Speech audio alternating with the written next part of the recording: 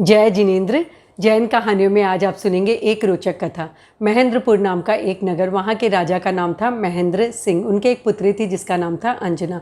अंजना बहुत ही रूपवती थी। जब वह बड़ी होती है उसके विवाह का प्रसंग प्रारंभ हो जाता है। उसके लिए दो रिश्ते चुने जाते हैं, एक राजकुमार विद्युत पर्व और दूसरा राजकुमार पवनजन्य।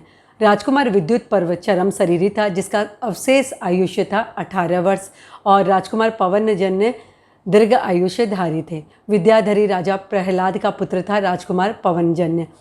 राजा महेंद्र सिंह ने अपनी पुत्री के लिए पवनजन्य को चुना। रिश्ता पक्का हो जाता है। नियत समय पर राजा प्रहलाद अपने पुत्र पवनजन्य की बारात लेकर महेंद्रपुर नगर पहुंच जाते हैं। विवाह को 3 दिन अवशेष थे। पवनजन्य के मन में अपनी भावी पत्नी को देखने की इच्छा उत्पन्न होती है।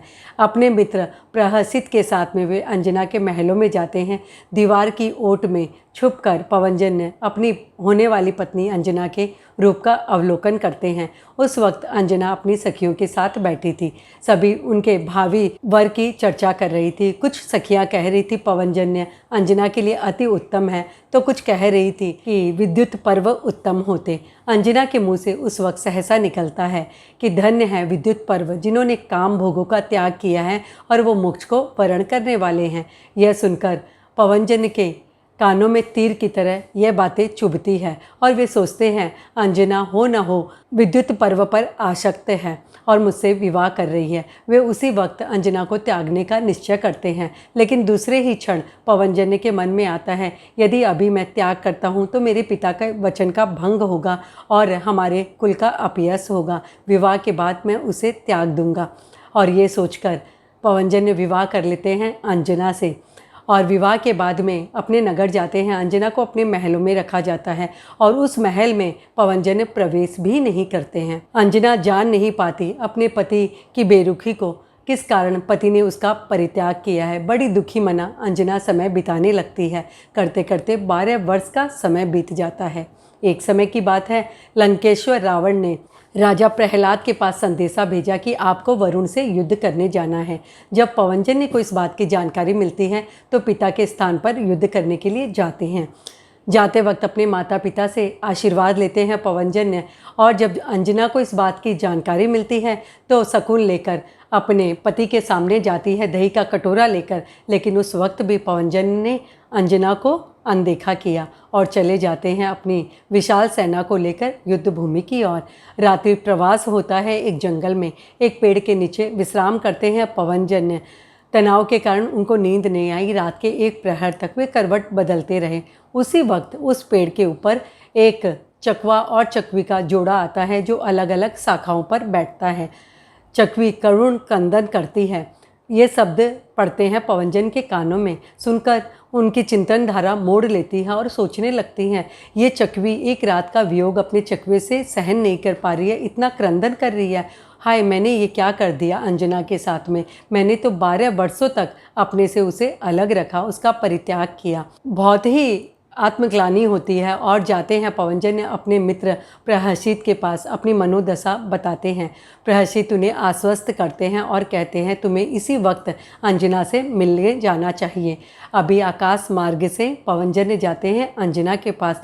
जैसे ही अंजना के महलों में पहुंचते हैं पवनजन्य, अंजना बहुत ही खुश हो जाती है, प्रसन्न हो जाती है।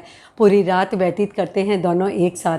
प्रातः बेला में पवनजन्य पुनः अपनी छावनी में पहुंचते हैं और निकलते वक्त अंजना को निशानी के रूप में अपनी एक मुद्रिका देकर आते हैं। समय बीतने लगता है। 7 मास का समय बीत गया था और युद्ध चल ही रहा था। इधर अंजना गर्भवती हो जाती है। जब उसकी सास केतुमती को इस बात की जानकारी मिलती है तो वह अंजना पर लांछन लगाती है। अंजना अपनी सफाई में बहुत कुछ कहना चाहती है लेकिन उसे मौका नहीं दिया जाता है। वो विनती करती है आप पवनजन्य के आने का इंतजार करें, वो आपको सारी सच्चाई बताएंगे। लेकिन उसकी एक नहीं सुनी जाती है और उसे निकाल दिया जाता है अपने नगर से। काली पोशाक पहनकर काले रथ में बैठाकर अंजना को उसकी सखी जो कि उसकी दासी थी उसके साथ महेंद्रपुर के जंगलों में छोड़ दिया जाता है। अंजना अपने पीहर भी नहीं जाना चाहती है, लेकिन अपनी दासी जो कि सखी थी वसंत लतिका, उसके बार बार विनती करने पर वो महेंद्रपुर जाती है। वहाँ भी उसे तिरस्कृत किया जाता है। दुखी मना अंजना वहाँ से लौट आती है, जंगल में जाती है और एक गुफा में शरण लेती है। दोनों सखियाँ उसी गुफा में रहती है। समय बीतने लग जाता है। गर्भकाल पूरा होने पर अंजना ने एक तेजस्वी पुत्र को जन्म दिया और पुत्र के जन्म होते ही उसके जीवन की दिशा ने मोड़ लिया। संयोग की बात है कि हनुपुर के राजा, जिनका नाम था प्रतिसूर्य, जो कि अंजना के मामा थे, उनका उधर आना होता है। अंजना को देखकर वे बड़े आश्चर्य में पड़ जाते हैं, सारी वस्तु स्थिति की जानकारी लेते हैं और उसके बाद अंजना को अपने साथ अपने राज्य में ले जाते हैं। इधर पवनजन्य वरुण के साथ युद्ध करने में लगे थे। 1 वर्ष बीत जाता है और उसके बाद युद्ध समाप्त होता है। पवनजन्य को विजयश्री प्राप्त होती है और विजय ध्वजा के साथ अपने नगर में लौटते हैं। पवनजन्य अपने माता पिता से मिलते हैं और जानकारी मिलती है कि अंजना तो वहाँ है ही नहीं, उसके साथ ऐसा व्यवहार किया गया।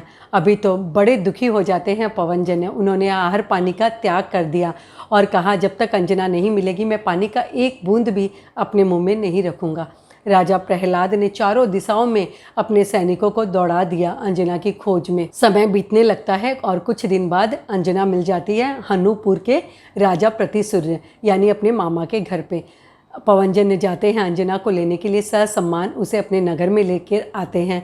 राजा प्रहलाद और रानी केतुमती ने अपने कृत्य के लिए अंजना से क्षमा याचना की और ससम्मान उसे स्वीकार किया। ये थी कहानी महासती अंजना की, जो कि आपने सुनी। जय जिनेंद्र। जैन धर्म की रोचक जानकारियों के लिए देखते रहिए जैन कहानियाँ। जिन आज्ञा विरुद्ध कुछ भी कहो तो मिच्छामि दुक्कडम।